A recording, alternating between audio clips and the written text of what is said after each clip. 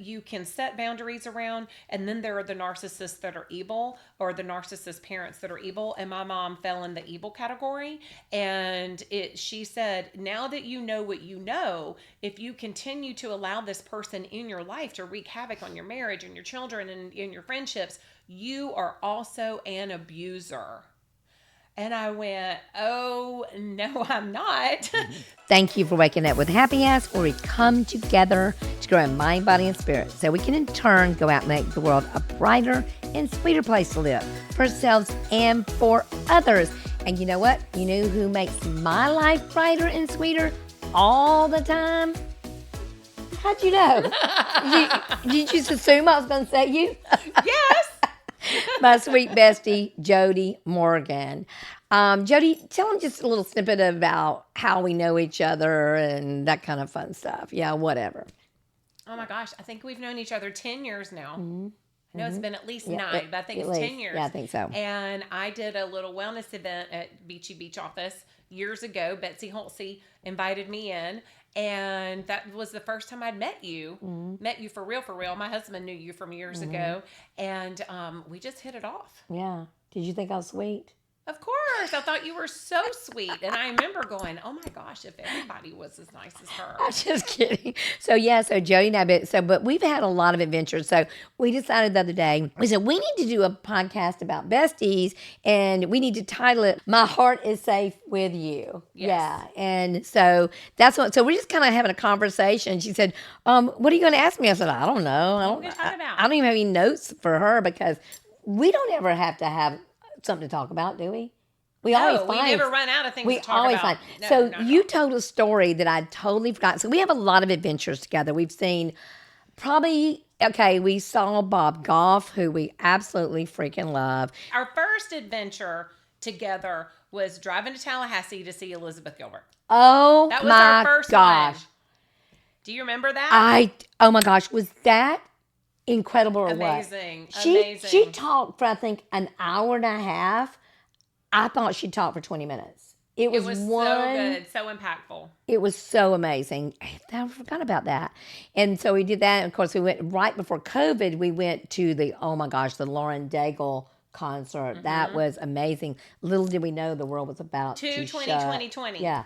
Yeah. I will never forget that The date. world was about to shut down. Yep, that was at our that last one. adventure. But you reminded me of something funny. So we do have some other adventures to talk about in a minute, like Bob Goff. And my favorite, now I'm going to ask you right here on the line. I know it. What is my absolute favorite thing we've done together that blew my mind, that blew my heart, that opened my heart and soul wide open? And nothing will ever top it. Nothing.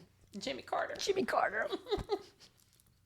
That was a dream of mine too. And I mean, oh my gosh, to see Jimmy Carter teach Sunday school. And it was the last time he ever taught Sunday school. And we didn't know that going in.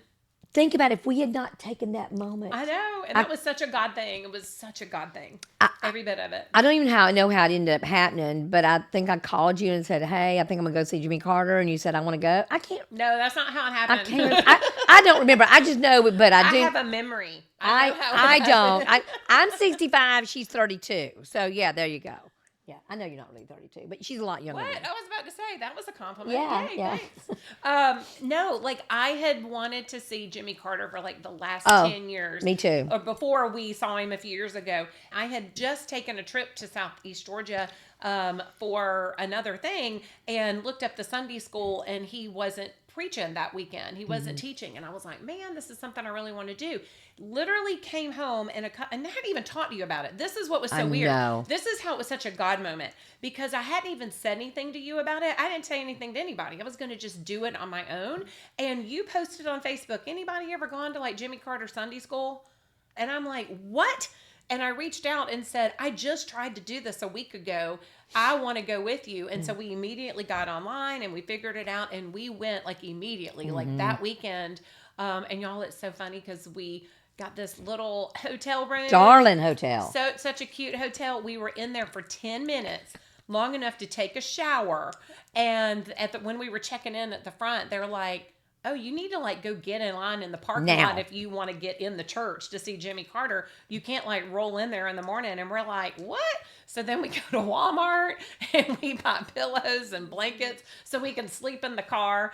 And just so you know, this one pees every 5 minutes. Oh, yeah. So you get no sleep, especially No. when you're in the car and the door's opening every few Oh yeah, minutes. So no, you I was can- up. I was a constant visitor to that porta potty, but we were so lucky because we got you have what you do is they give you a number, so you get a number and then you sleep in your car in the parking lot, and we stayed there all night long. You get up the next morning, then you go in line based on your number. So we were about 10 rows back, something like that. I think we cried almost the whole time. Do you remember what he preached on? Tony, the new black minister, one of the things he spoke about was equality for homosexuals. I mean, Right. that was part They of the talked story. about, but Jimmy Carter talked about love. Oh, That's what he talked about the whole entire time. And I'm like, that's why we were blown away that we got to see him and that his message was love. love. Yeah. Because- I was talking about Tony, the other Yeah. the preacher, but Jimmy Carter was amazing. We got to go up and have a picture taken with him and Rosalind, and it was just. It was one of the most rewarding times of my life. I'll never forget it. It was definitely top on my bucket list. And I will never, and the thing is, like I said, it reminded me, Jody, and you and I have really tried to be conscious of this. You never know how much time you have. You never know what Right. you got. So you need to absolutely seize the moment with your friends. I've tried to be better about that. You and I can go like a few days without talking to each other. Then I feel kind of bad. I go, oh, I got to talk to Jody. I got to at least have a walk with Jody. And my soul is always just like, it feels so much better after we do that together. It really does. But so that was my favorite. So what do you think is my second favorite thing we've ever done together? Lauren Daigle, Bob Goff. Bob Goff. Oh, okay. Bob Goff. I That was good. love Bob Goff. Yeah, it was good. He was awesome. If he was the head of PR for Jesus, everybody would love Jesus. Oh, absolutely. mean, 100%. Totally Yes. the sweetest, kindest, most gracious human I think I've ever heard speak. I mean, he was just so amazing. I loved him a lot. And as soon as you got here today, I showed you and I both, we are big fans of this girl. And I've seen her. You shut up. No, I saw her before the world knew who Brene Brown was. Oh my I saw Brene what? Brown. Yes, I saw her in Denver. She was amazing. Did you really? Yes, oh my gosh! So like she changed my life. if you have not read Brene, you know she's like I think like 25 to 30 years sober. Yeah. Yeah, long time sober. But this is so cool. So as soon as you got here, or right after you got here, I showed you that I was reading this book again, Brene Brown's The Gift of Imperfection. And I love right here what she said, because she's talking about, she discovered that she wanted to live wholeheartedly, and she realized, hey, I thought I was, but I wasn't living wholeheartedly. And I love what she said. She says, here's what I found. People who live wholeheartedly do indeed dig deep. They just do it in a different way.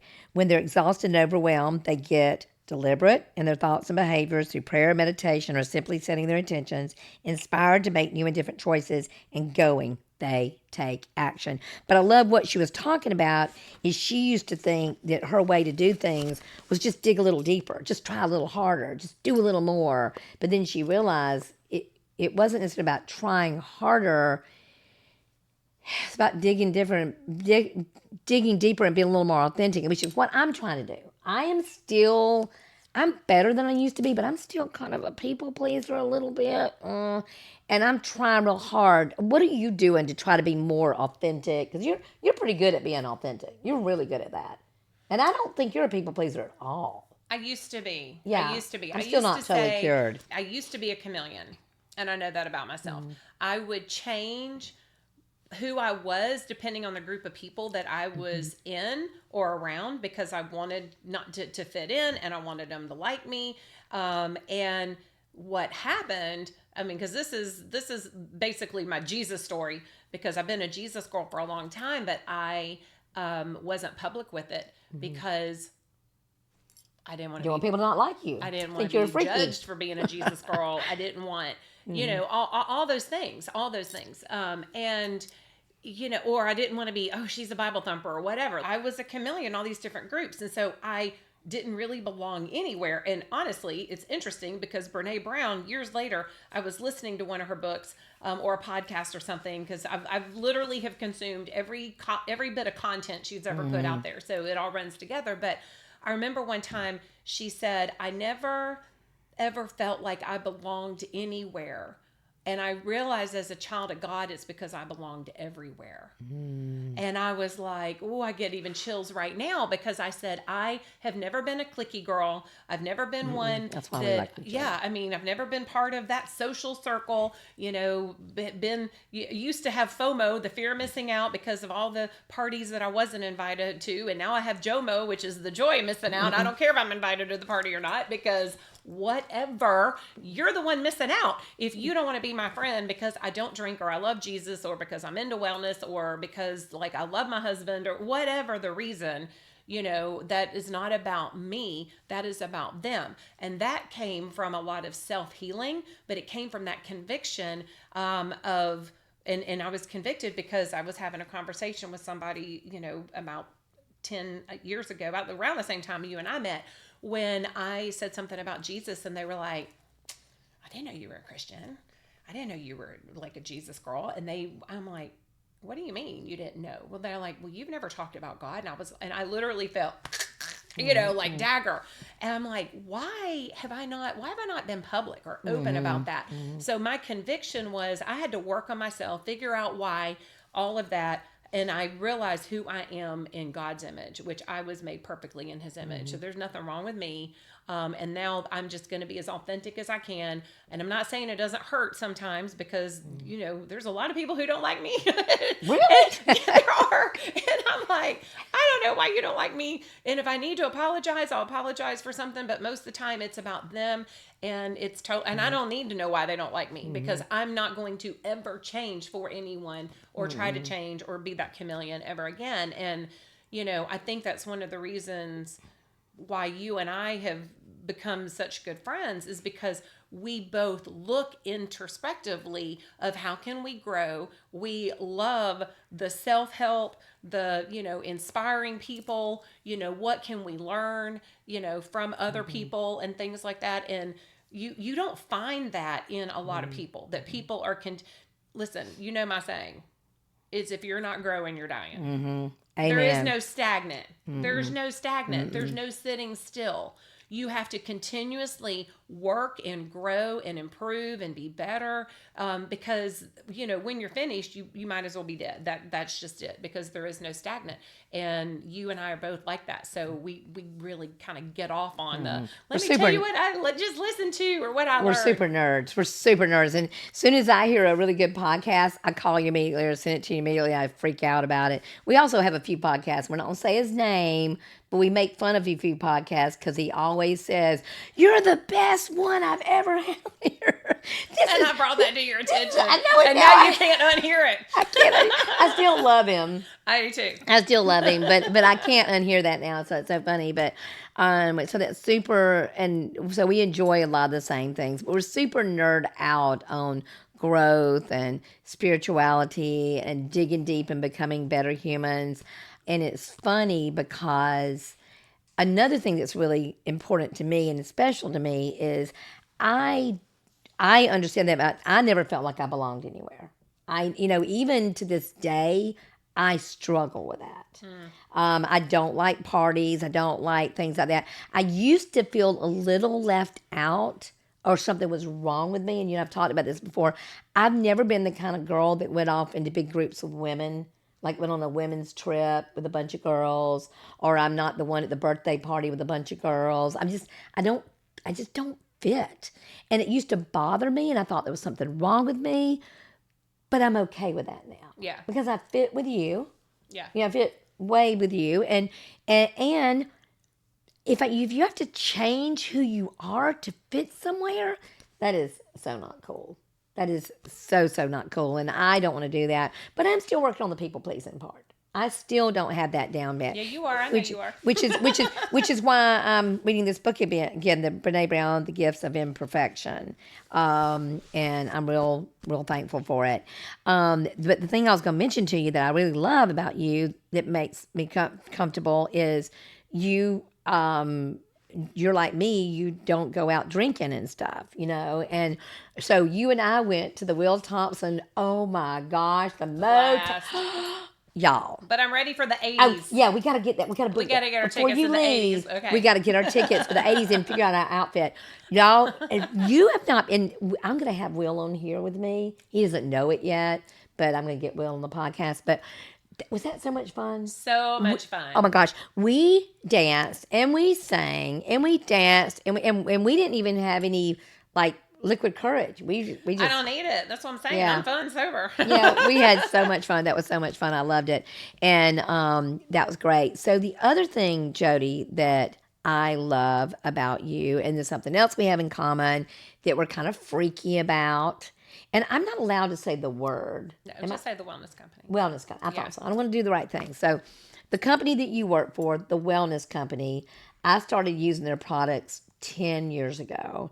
And this is not a commercial for the Wellness Company, but it could be, what do you call it, an unpaid podcast or no, unpaid advertisement like they do on Patrick Lencioni. So, I love, love, love the products. I also love the fact that the reason you're there.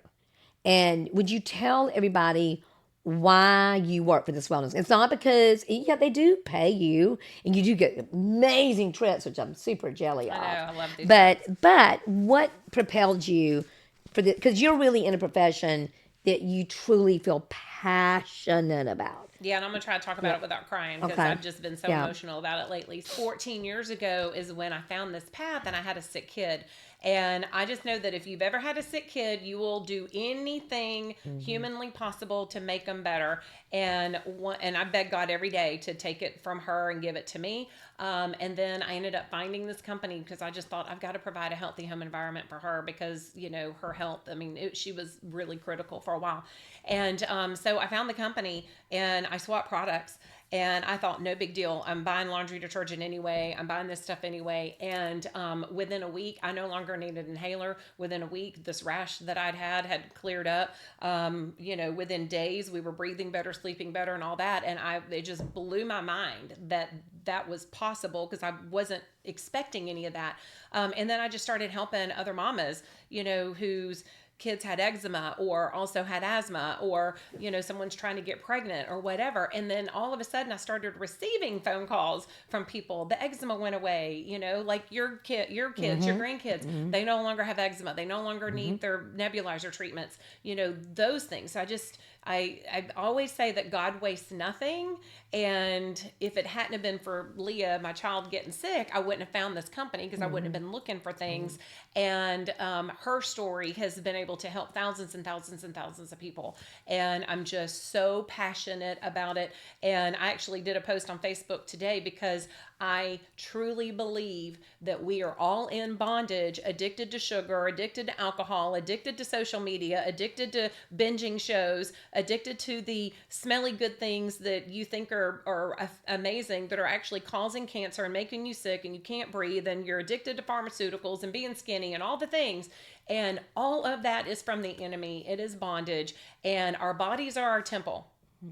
I'm all it for is my body in scripture that our bodies are our temple and we should be taking care of them. I can show you a picture from 18 years ago. I look older then than I do now because of making those changes. So I'm super, super passionate about it. It is truly just the most amazing path that I've ever been on. I wish I'd known that this was going to be my path when I was in college. I would have been studying this kind of stuff, but no, it's fine. Our path is what our path is, Well, I studied nutrition in college. So, so nutrition was my first degree, and I was an assistant to the dietary department at a hospital. And so I've always been very interested in the impact that nutrition has on our body. And again, I'm 65, and I made the choice. I don't take any medications. And thankfully I don't have to. I'm so grateful. But I try my best to use all natural things. Like, my crazy bladder. I'm about to go back to do acupuncture again for that rather than using drugs of any kind. But so that's something we have in common. We love finding ways to do life in a non-toxic. We like our we like our products and our people non-toxic. Right. I'm not anti-pharmaceutical at all because they do have their place in our world. I mean, pharmaceuticals saved my life years ago when I needed antibiotics, but it should not be our first course of action, you know, where I used to be on all types of things and now I'm not on anything. There's a big difference. Okay. Well, Jody, you know what's really cool, and we've talked about this before too. I talked about people pleasing. I don't want to inconvenience anybody. Well, I was afraid to ask people to sponsor this. I was afraid, and it made, and I just kept spending my own money, and I was running out of my own money, and I realized I need to ask for sponsors. So in that vein, I am so grateful. Beachy Beach is a proud sponsor.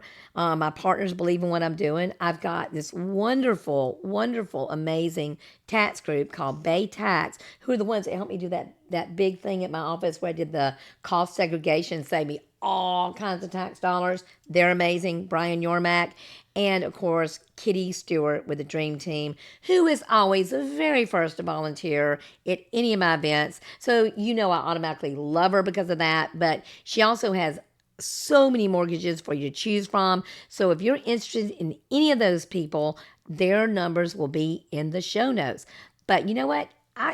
You were wanting to ask me a question, Jody. I think I was stalling. Well, first of all, I was going to say, I just recently met Kitty, and I loved her. Isn't she amazing? Yeah, I met her at the art show, that pop-up art show, and that was really cool, and she told me she was going to be your sponsor, and I love it. And you just need to send me the tax people's info, and I'll, shout that out on my social, too. Oh, yeah. Because I have people asking for tax people all the time. Oh, So thank you for sponsoring. Yeah, thank you. I really appreciate you. You were going to ask me a question. I think I kind of delayed the question. So Jody's going to ask me a question. Ask me again, Jody. So we started off saying that we were going to theme this or title this, My Heart is Safe with You. So I wanted to ask you, how is your heart safe with me? Okay. So first, and really, when did you first know that your heart was safe? Because I think sometimes you still don't feel like it is. Well, because I'm a people pleaser, so this goes, not your fault. I mean, for instance, we'll get there, but let me tell you what hurt hard for me. Jody we're so alike in so many ways. I mean, our hearts are just melded together. They really are. Yes. I mean, I can almost finish your sentence. You can finish mine. You know what I love. You know when I'm hurt. You know all those things about me. But, y'all, I'm a slob. Jody is not. So Jody is like if Joanna Gaines and Home Edit had a baby and her house. I so wish, but okay. No, okay. Jody, no. I double dog dare you. Go to her house at any time. And my favorite is when you say, "Oh, my house is so messy." I'm going, what? Seriously, what? So I'm a little nervous sometimes. So I know you love me. But I'm embarrassed because my house is not nice and clean like yours. And my car. Now, my car's been clean lately. I've been cleaning out my car a lot lately. So I'm a little nervous. But it's not your fault. But my heart... Because I've never made you feel that way. No. Because I was about to say, I don't walk in and see dirtiness. Or you're not dirty, but like picked up or whatever needs to be done.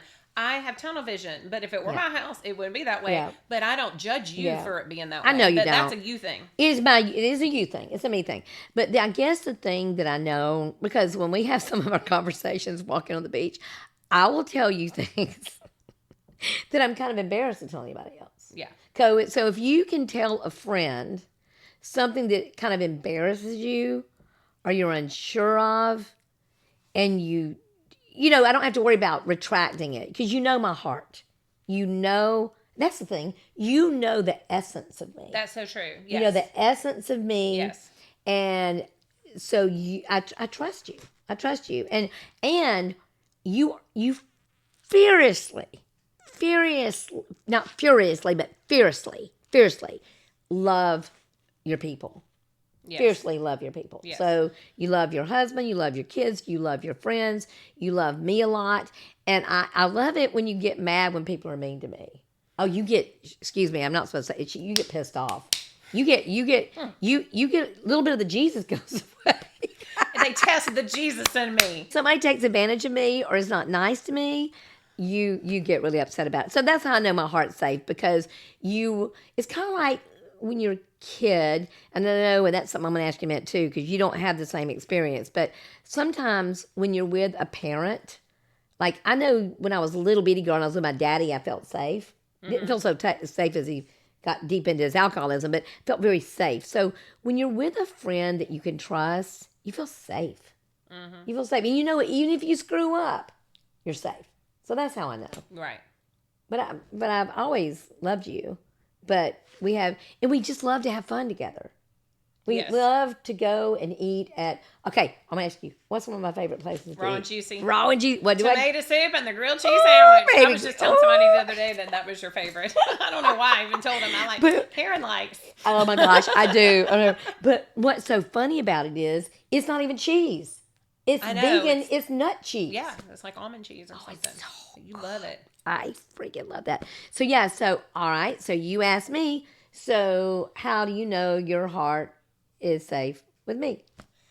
Okay, so I love all your answers, but I will tell you, and I know you know without me saying exactly like the subject matter, but when you and I, well, first of all, years ago, I thought that I was getting too old to make new friends. And I remember like saying, I'm never going to make any more friends and the friends I have. And even though I was losing friends, I don't know, that was like a weird thing, like a place that I went through. And I think it was when I was becoming my authentic self and really putting it out there.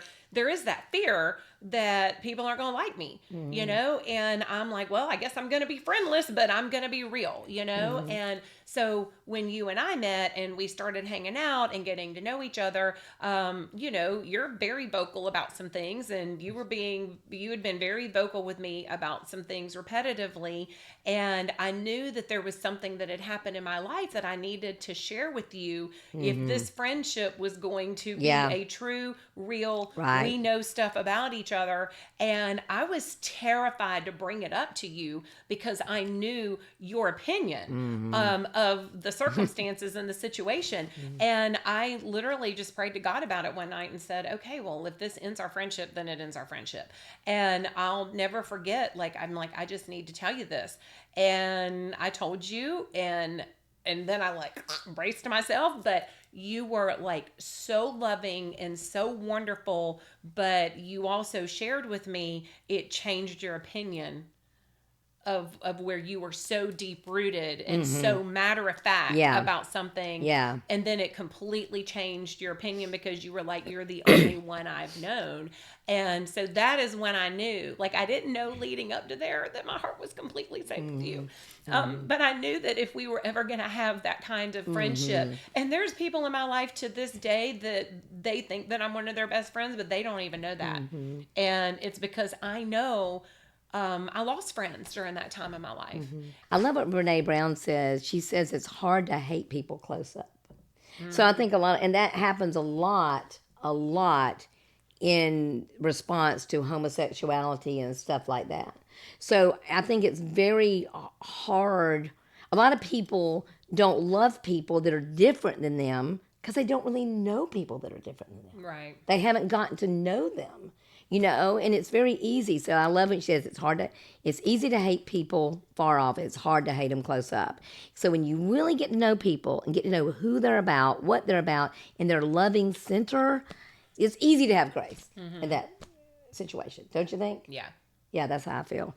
But, you know, I also, something that we're different about is you've been very vocal about your really strained relationship with your mother.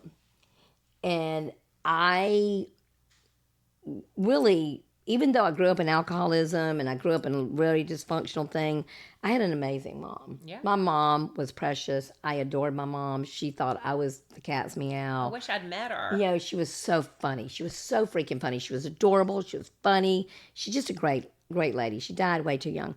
But I did not know that all moms weren't wonderful. I literally didn't. That was my experience, that you become a mom, you're no longer selfish anymore. You take care of your kids. They're number one. You sacrifice for them. That's what I thought moms did. Yeah. So therefore, that's what I did. And I did not know that there was other types of moms. But you weren't the only one. I had another friend that had a very strained relationship. And do you mind going into that a little bit? Because there's been a lot of freedom for you on the other side of that. Yeah. So, I mean, I didn't know that I was abused growing up, because when you're a child, whatever situation you're in, you just think that's your normal. That was my normal. And I didn't know that I had been abused, mentally, verbally, emotionally. I mean, so bad. Yelled at every single day of my entire life. Being told that I would never amount to anything, being kicked out of my house when I was 17 years old. We always had food on the table, and we always had clothes on our back. But it was the verbal, and the mental, and the not, and it wasn't even just not being kind, it was being hateful. There's a big difference, and being told if I didn't have kids, I could have a life. I mean, so even feeling like we were being told that we weren't wanted. I think we were wanted when it served her a purpose, when she was married to my dad. But then when my dad left, I mean, that was another thing. My dad left for another family, another woman. And, and then my mom became the other woman. So then we had a revolving door of married men in our house. I mean, it was unbelievable. But I didn't even realize I was abused until I was in my early 30s, once I had kids. And but I knew that they were going to have the love that I didn't have. They were going to have the parents that I didn't have. They were going to have all those things, and I would die, being that. And I've been able to do it and have an amazing relationship with my girls, in spite of how I was raised. But once which, by the way, every single person is responsible themselves for healing their own traumas. And I went into therapy, had a fantastic therapist, and I went into therapy saying, I want to excommunicate my mom. I don't want her in my life anymore. I'd read a book that had really laid out clearly. It's Dr. Laura Schlesinger, Bad Childhood, Good Life. And I'll never forget, my husband looked at the title of the book and he said, "You didn't have a bad childhood." I said, "It's the name of the book. It was recommended to me."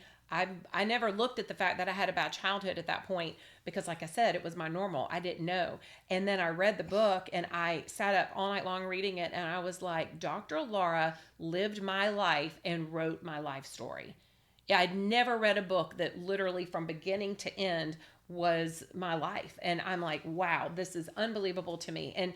And she had a part in the book that was one of the most profound moments of my life, because my mom was pulling her crap in my house and, treating the girls the way she treated me, no matter, even though I would set the boundaries and stuff. And what ended up happening is the part of the book said, by the way, I was raised by a narcissist. That word is thrown around today a lot, but true narcissism, I'd never heard that word before until reading this book.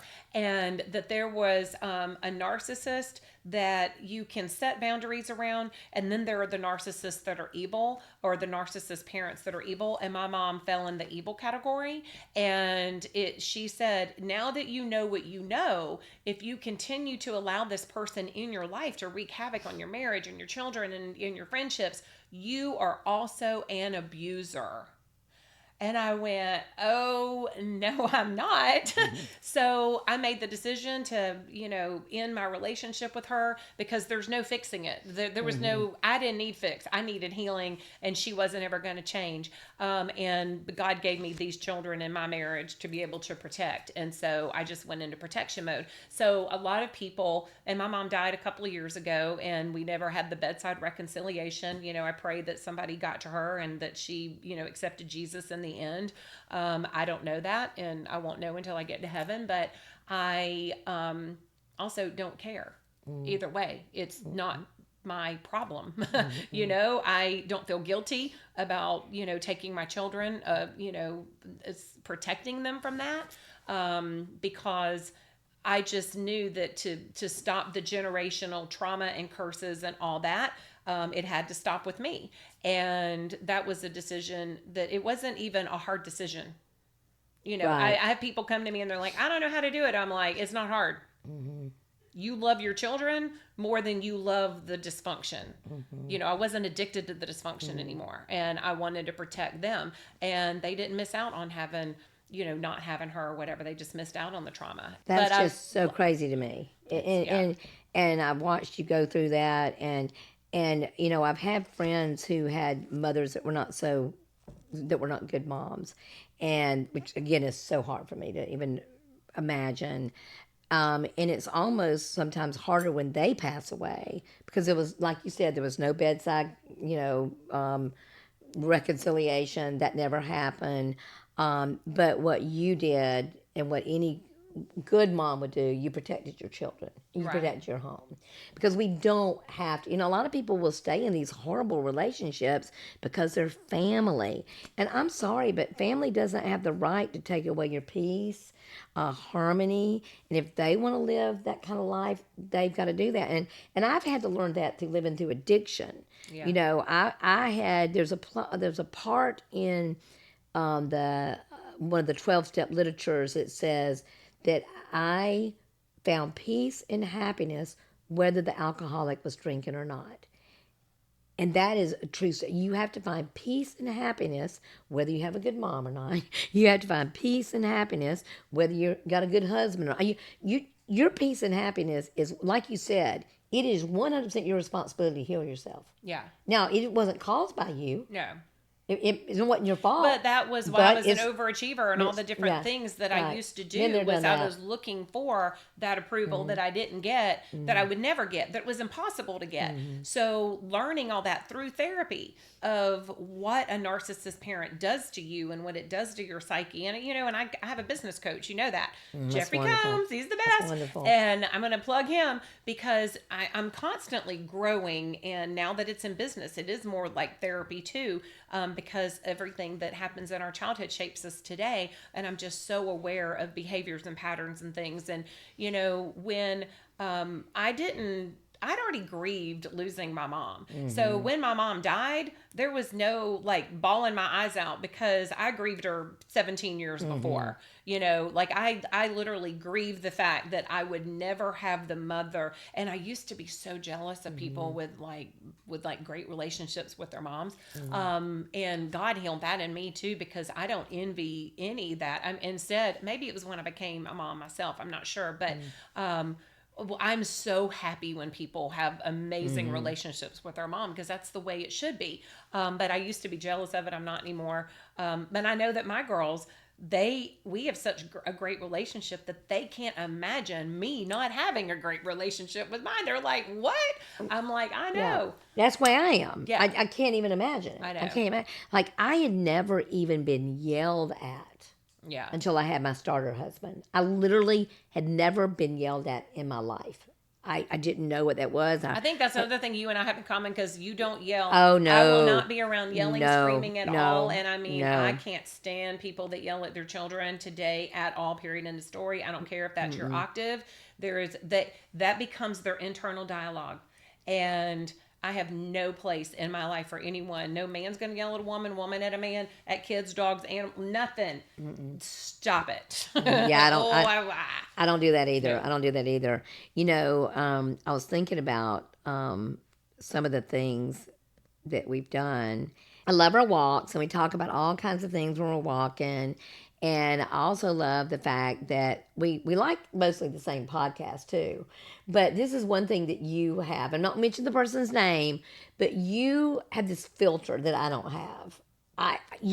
Like if there's people like celebrities or something and they're being all wonky, you know it. And you'll say to me, no. I'm not listening to that celebrity. I don't like that celebrity. I'm not mentioning the person's name. And sure enough, like a month or two down the road, what you said is true. I'm going, sheesh. I can think exactly what you're talking about, and I'm like, nope. No, I know. And I go, oh, It's called discernment. Oh my gosh. Well, see, I still have this problem, and my friends tease me about it.